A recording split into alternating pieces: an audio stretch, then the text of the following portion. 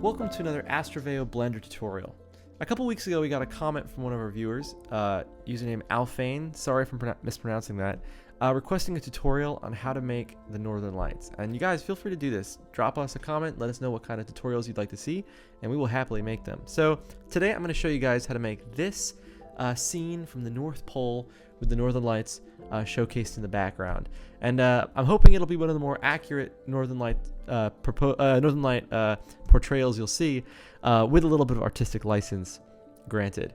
So let's dive right in. I'm using a bit of an older version of Blender. I'm on 3.2.1, but the general steps should be the same no matter what version you're using. So let's jump right in. Open up Blender, and the first thing you're going to want to do is delete the default cube. So now this scene has, you know, a body of water with some icebergs floating in it, a really big one in the distance, and then the Northern Lights kind of hovering above. And so we're going to start by making the icebergs, then we'll add the water, and then we'll make the Northern Lights at the end.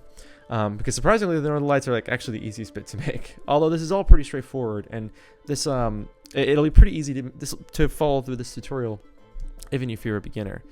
I will be enabling screencast keys so you can see everything I'm clicking in the bottom left here. Let's make that a bit bigger. Here we go. Okay, so if you're having trouble following what keys or mouse clicks I'm using, it'll be right here in the bottom left. Okay, so let's dive into making the iceberg. The first thing we're going to need to make this iceberg is a tool that is available in Blender but not automatically installed, called the Ant Landscape add-on. So we're going to go to Edit, Preferences, and then you're going to search in add-ons for Landscape and just make sure that's checked off.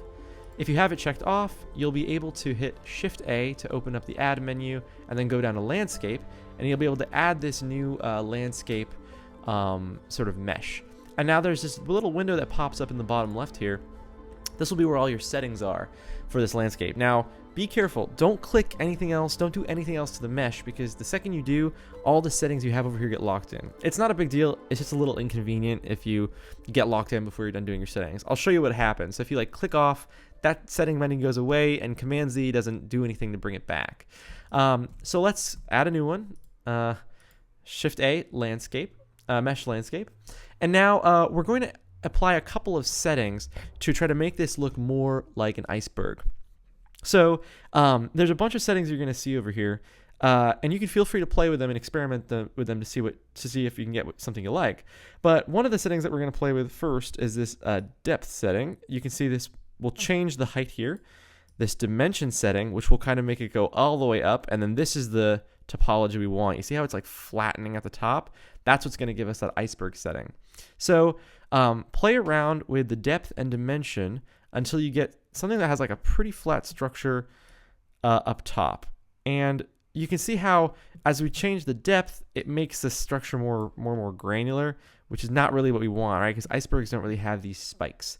So we're going to try to lower the depth quite a bit and decrease the dimension more and more until we have something we like. And this is a good starting point, although we're certainly not done. So there are some other settings you can play around with here, like the edge level. This will make the iceberg a little bit more sort of reasonably shaped, and you don't have to worry about this stuff below. We're not going to be seeing any of that, so just ignore that for now. But as you go through and you play with these settings, like the fall off, you can control how flat it is along the edges. And we want it to be really flat, right? Because this is supposed to be a big iceberg that we're running into. The fall off will allow you to make it so that it kind of relaxes into the water, which is what we want. And you can keep playing with these settings, and you can don't just play with the ones I'm playing with. Figure out what you like as well. If we change the height, we can get it to look more and more like a big iceberg. One of the key things that you'll want to keep in mind when changing this is this iceberg is supposed to look really big. So if you have a lot of really small features like this, it can kind of make it feel smaller, because in our heads, big things change less. That's our intuition. So if you increase the height here, we make less change basically visible, and it can give the sense that it's bigger, especially viewed from far away. So keep playing with this until you get something you like. You can also play around with the random seed to try to get something that looks a little bit more uniform. I've just found that the more uniform looking stuff looks a little bit more realistic. But yeah, so don't be afraid to play with these settings. I'm not going to play with them too much because I want to move the tutorial along. But if you play with them, you'll be able to get settings. You'll be able to get a result kind of like what you saw in the intro. So let's just stick with this for now. This is going to be our chief iceberg. Let's blow it up a lot. And you can see that when we hit S to expand and drag with the mouse to scale it up, you can see that it's expanding from this point, which we actually don't really want. We want it to expand from the bottom. So if we hit G to grab and then Z to move it along the x-axis, we can move it down to the bottom here. And now you see that the cursor kind of lies where you'd imagine like your hand holding like a pie or something. And that's how we want to that's how I like to intuitively move things around, like I'm holding them in my hand. So if we hit the space bar and type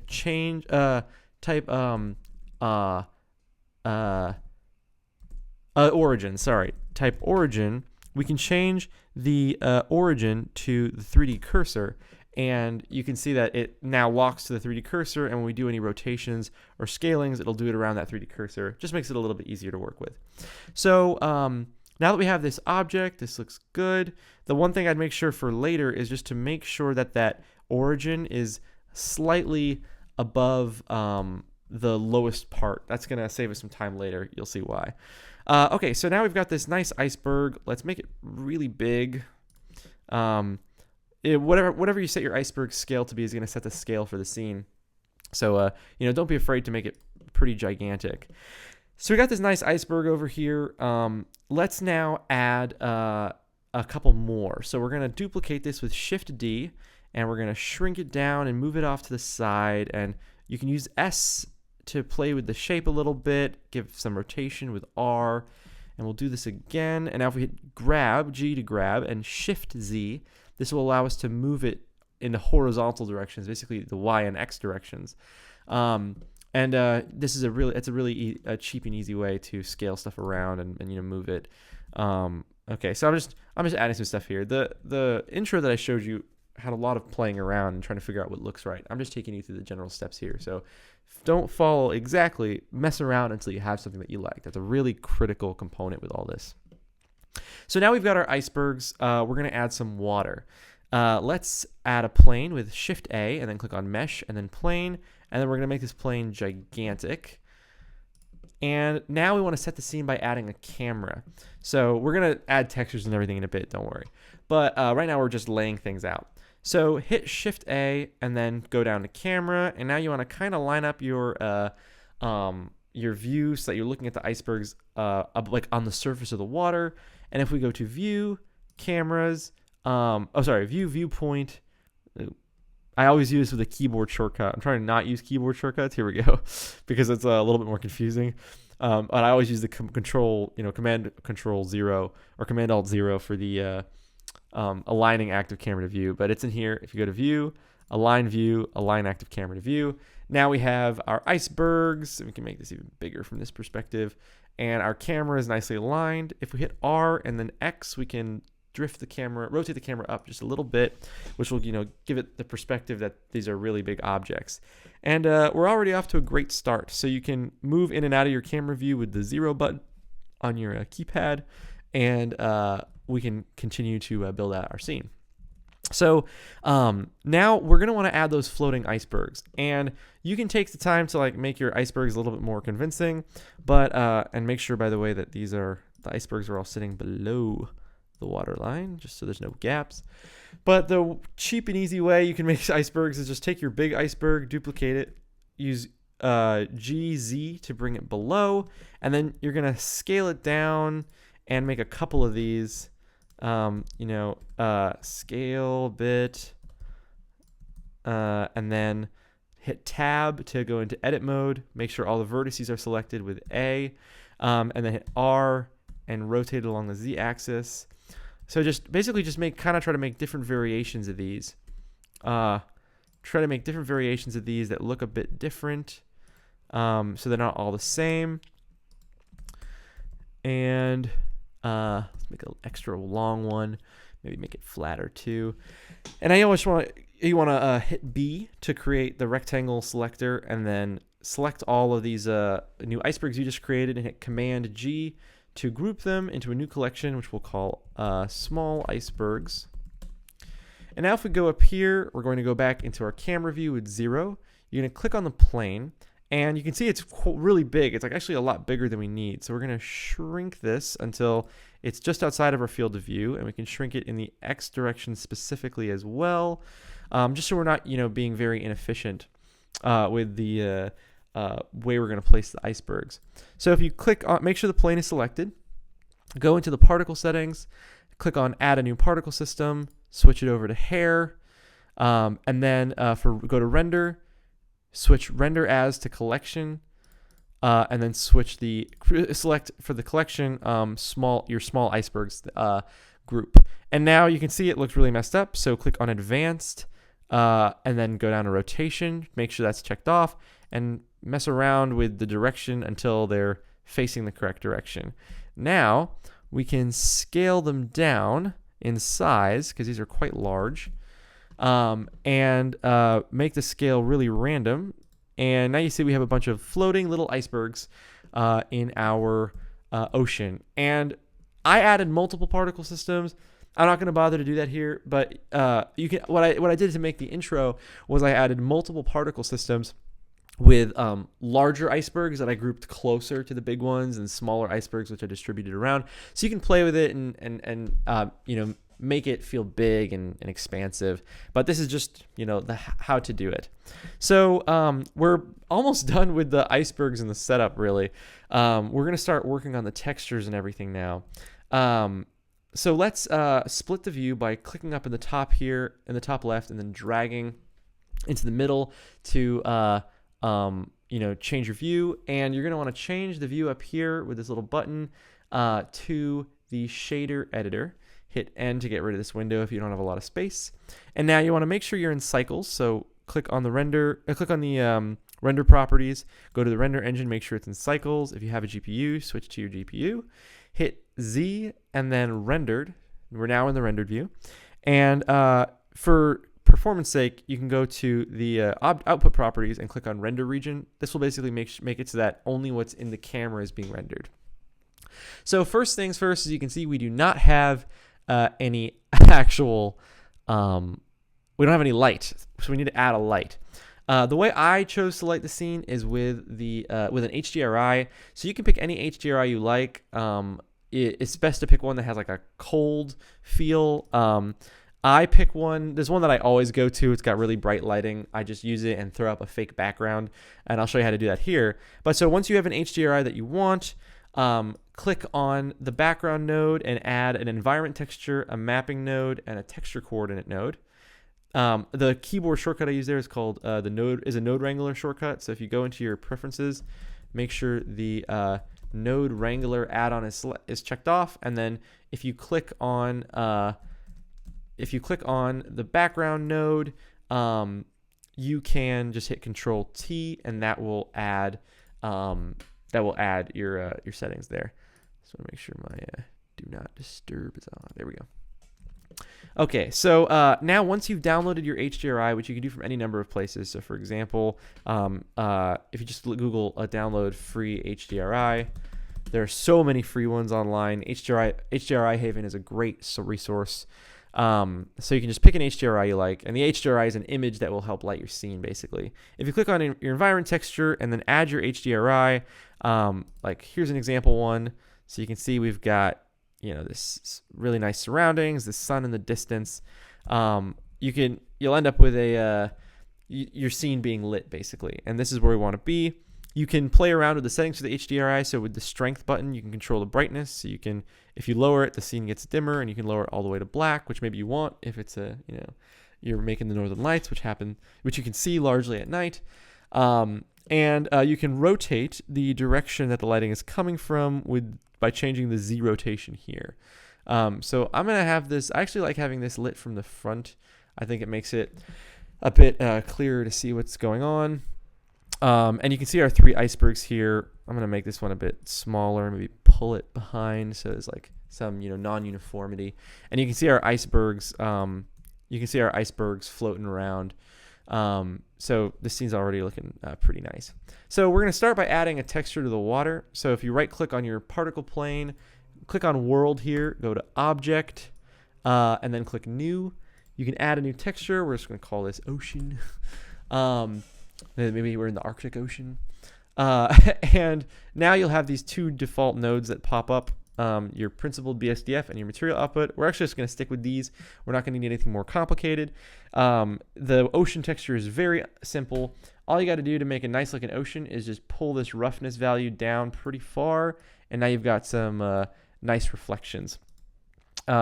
And you want to turn the metallic way up. There you go.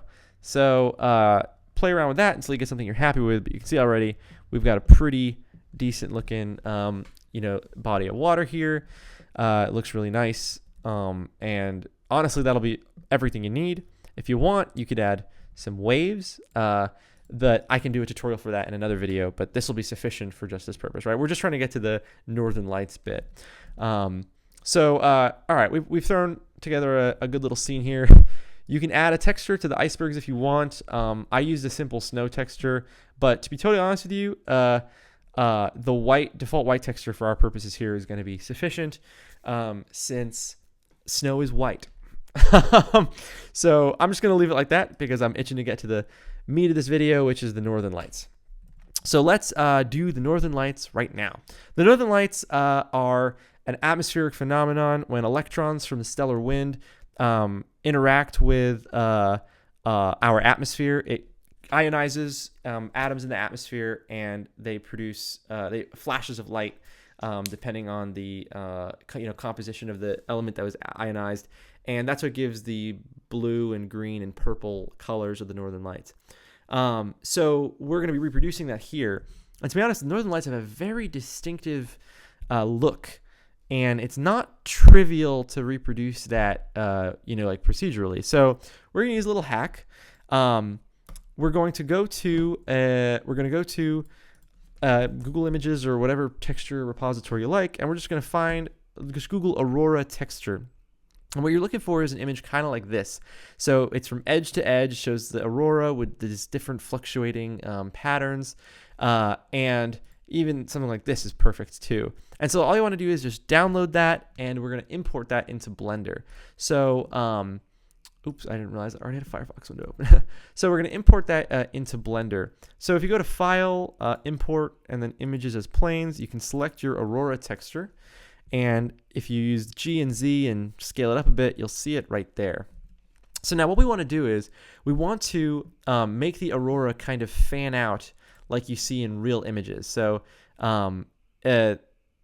I don't know if that's real. So I'm trying to find real Aurora so you can see them. Wow. These look so fake, but I think they're real actually. So you can see they have this characteristic rippling effect that we're going to try to reproduce.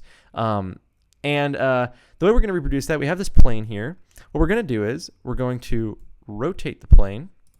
And now we're going to scale it in the Y direction, so it's very long. And you can see now that we have the Aurora kind of stretching out along here. But we can make it so that it's a little bit denser. If we click on the image that we've imported in the shader editor and hit Control-T, you can see we have this mapping node. And by playing with these scale values, we can politely request that the image be more compacted. You might need to change in the mapping node. In the image texture node, you might need to change clip to repeat, and then try again. Yeah, there we go. So you can get it to repeat like that. It may not even be necessary, but if you want to make your Aurora look more dense, this is just one of the settings you can play with. But I think I'm going to leave it like this for now. So we've got the Aurora set up. What we're going to want to do is we want to make it look the way it looks here, right? Where it's like very fluid, it's kind of transparent, it's glowing, and there isn't this big black bar around it. So we're going to mess with this texture to get it to look how we want. Let's first start by making it glow. That's the easiest thing. Unplug the color from the base color node here if that was plugged in. Just drop this color down. You can remove this alpha thing too, and just take the color and plug it into emission. And now this will glow with the colors in the image. So we're already, one step there. We got the emission, we got the glowing of the aurora. We want to make it transparent now. So you can see that basically all this black stuff, we don't want it to be there. So let's move over to the material output and the principal BSDF. You're going to use Shift-A, search for mix shader, and then add in a transparent node as well with Shift-A, search transparent.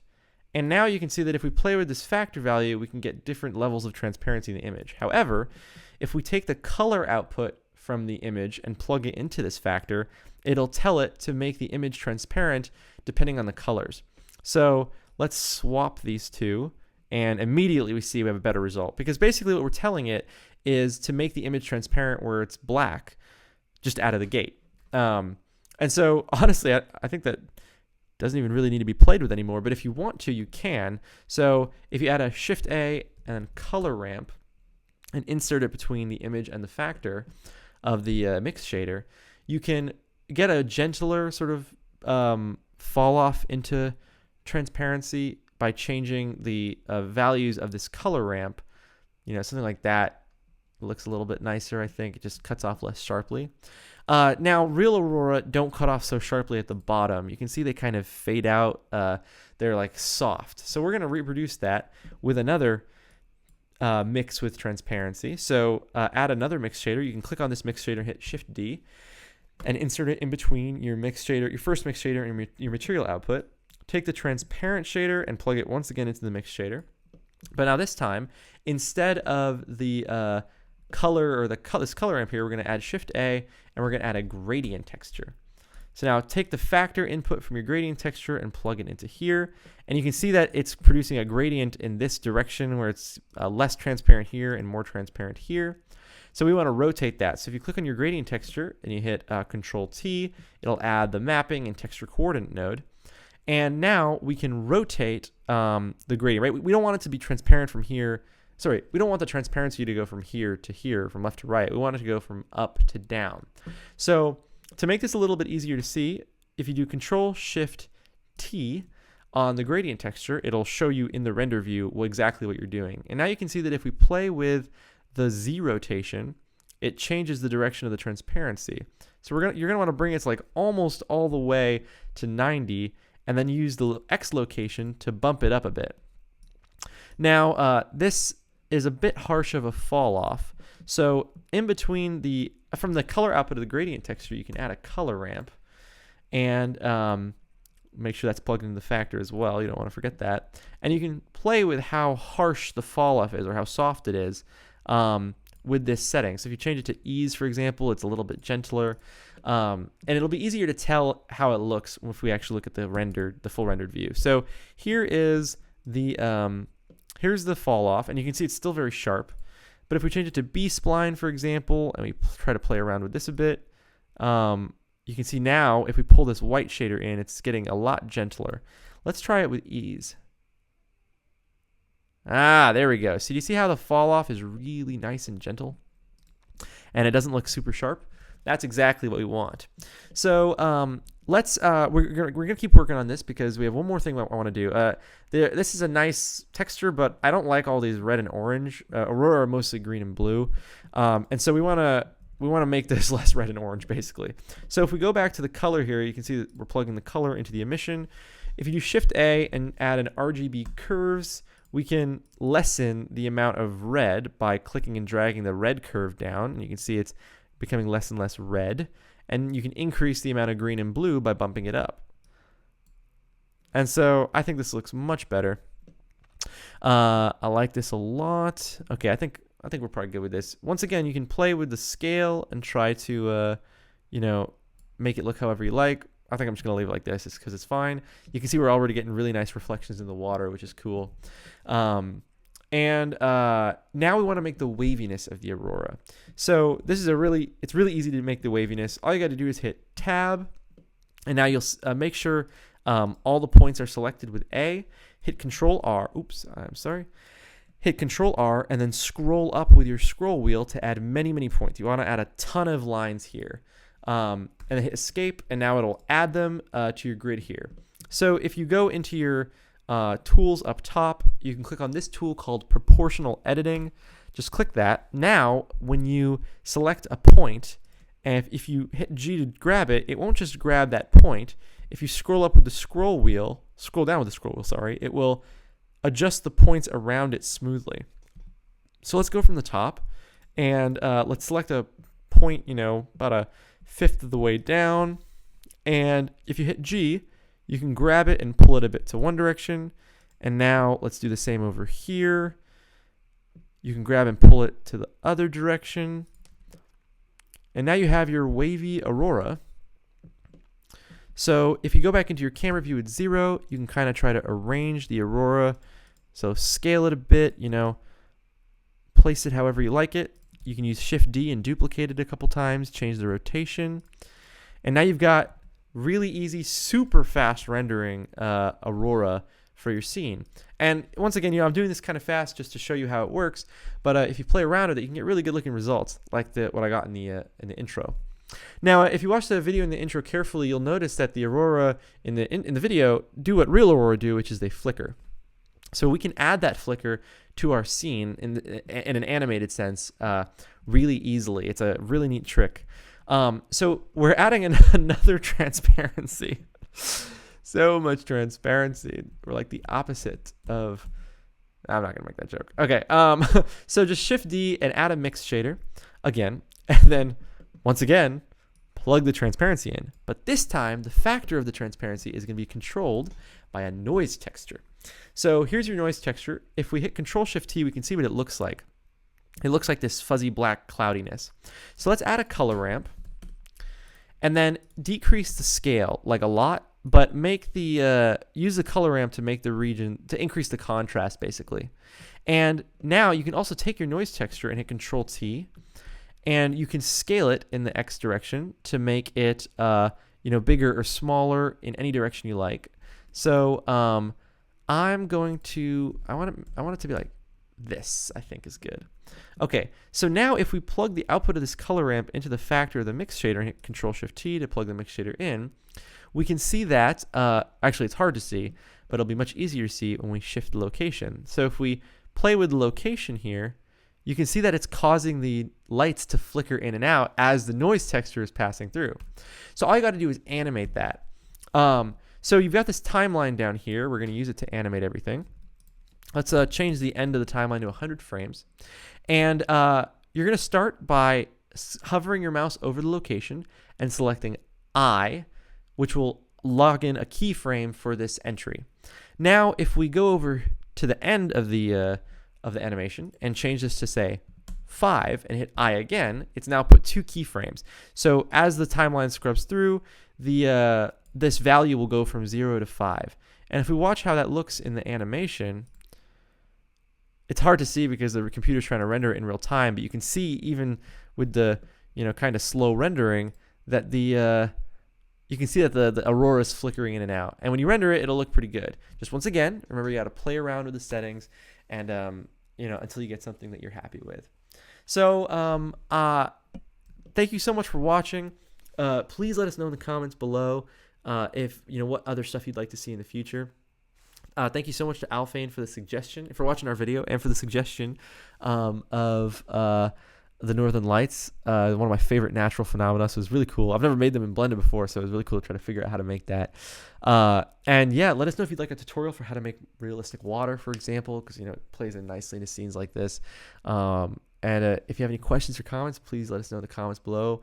I'm Joseph, and my partner's David. We're Astraveo, and we'll catch you in the next one.